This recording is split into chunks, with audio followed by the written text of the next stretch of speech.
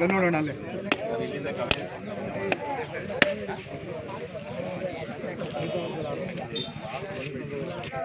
ಸಿಂಪಡಿಸ್ಕೊತೀನಿ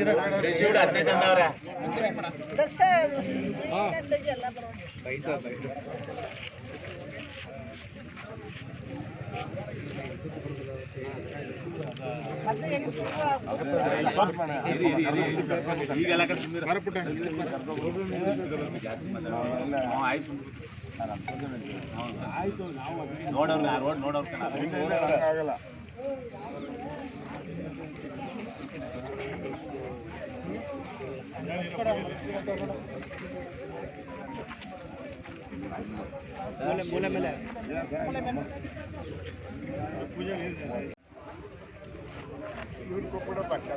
ಎಲ್ಲ ತಗೊಳ್ಳಿ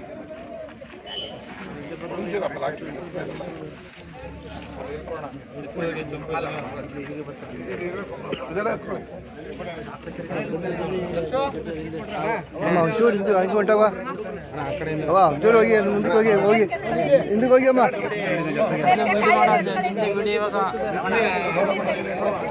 ಅಜ್ಜಿ ಅಜ್ಜಿ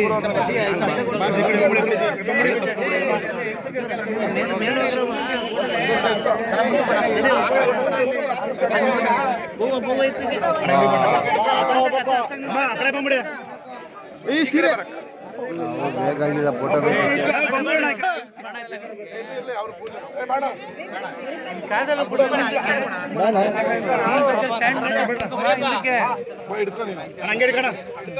ಎತ್ತರ ಮಣ್ಣ ಅದೇನು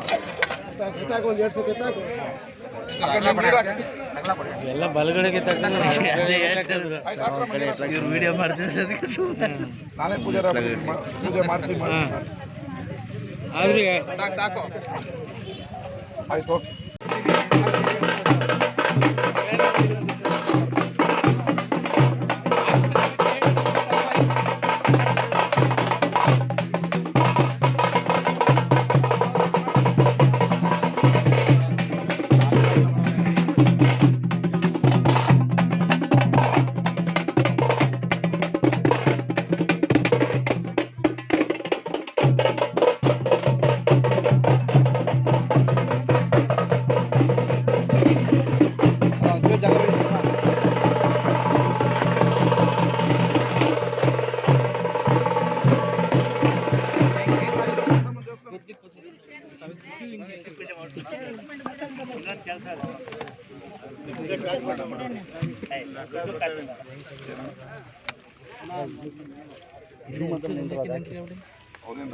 ಆಪ್ಷನ್ ಕೊಟ್ಟರಲ್ಲ ಅಲ್ವಾ ಗೊತ್ತಿರಲಿಲ್ಲ ಕಣ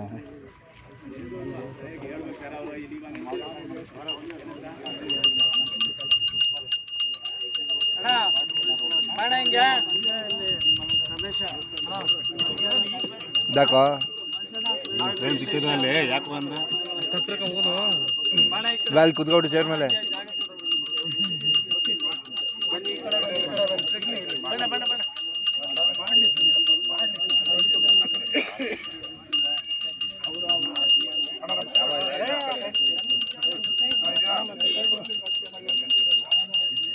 ಅಣ್ಣ ಮುಂದಕ್ಕೆ ಹೋಗ್ಬೇಡ ಮುಂದಕ್ಕೆ ಹೋಗೋಣ ಅಲ್ಲೇ ಅಲ್ಲಿ ಹೋಗ್ಬಿಡೋಣ ಅಲ್ಲಿ ಅಲ್ಲೇ ಇರಿ ಅಲ್ಲೇ ಇರಿ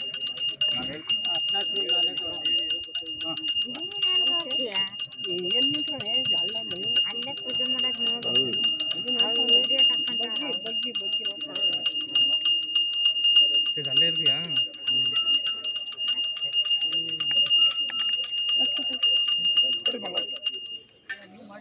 ಬೇಡ ಮಗ ಪೂಜೆ ಮಾಡಿ ಪೂಜೆ ಮಾಡಿ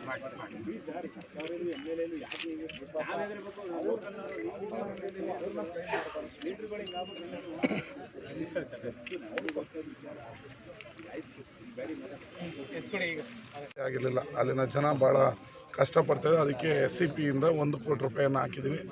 ಅರಸಮ್ಮನ ಗುಡಿ ದೇವಸ್ಥಾನದಿಂದ ಅದು 1 ಕಿಲೋಮೀಟ್ರ್ವರೆಗೂ ರಸ್ತೆ ಮತ್ತು 4 ಇದು ಬ್ರಿಡ್ಜ್ ಸಣ್ಣ ಸಣ್ಣ ಬ್ರಿಡ್ಜ್ಗಳನ್ನು ಮಾಡ್ತಾಯಿದ್ದೀವಿ. ಅದೇ ರೀತಿ ಕೆರಗೋಡು ಊರೊಳಗಡೆ SCP ಹಾಸ್ಟೆಲ್ ಇದೆ. ಇಲ್ಲಿ ಆ ಹಾಸ್ಟೆಲ್ ರಸ್ತೆ ಸಾರ್ವಜನಿಕರಿಗೆ ಓಡಾಡೋಕ್ಕೆ ತೊಂದರೆ ಆಗ್ತಿತ್ತು. ಅದಕ್ಕೆ 50 ಲಕ್ಷ ಹಾಕಿದ್ದೀವಿ. ಒಟ್ಟು 1.5 ಕೋಟಿ ರೂಪಾಯಿಯಲ್ಲಿ ಕೆರಗೋಡು ವ್ಯಾಪ್ತಿಯಲ್ಲಿ ರಸ್ತೆ ಅಭಿವೃದ್ಧಿ ಶೀಘ್ರದಲ್ಲೇ ಮಾಡಿ ಸಾರ್ವಜನಿಕರು ಓಡಾಟಕ್ಕೆ ಅನುವನ್ನು ಮಾಡಿಕೊಡ್ತಾಯಿದ್ದೀವಿ.